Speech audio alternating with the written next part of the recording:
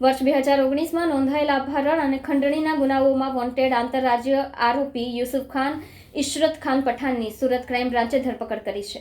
સુરત શહેર ક્રાઇમ બ્રાન્ચે 2019માં થયેલા 2 ગંભીર અપહરણ અને ખંડણીના ગુનાઓમાં વોન્ટેડ આંતરરાજ્ય આરોપી યુસુફ ખાન ઇશરત ખાન પઠાણની ધરપકડ કરી વધુ એક સફળતા હાંસલ કરી છે। આરોપી તેની ગુનાખોરીના ઇતિહાસના કારણે પોલીસમાંથી માથાનો દુખાવો બન્યો હતો।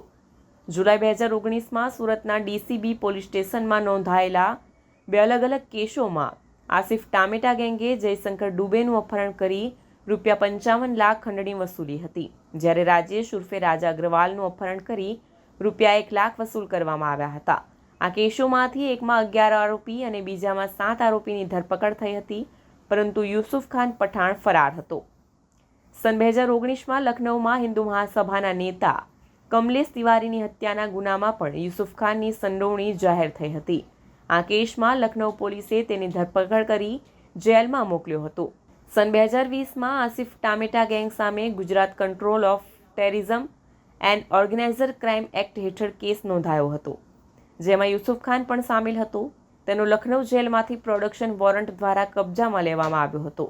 હવે 27 નવેમ્બર 2024ના રોજ સુરત ક્રાઇમ બ્રાન્ચે યુસુફ ખાન પઠાણની ધરપકડ કરી હતી। અપહરણ અને ખંડણીના ગુનાઓમાં સહઆરોપી તરીકે ફરિયાદીની મદદ કરવા અને સક્રિય ભૂમિકા ભજવવા બદલ તેની ધરપકડ કરવામાં આવી છે।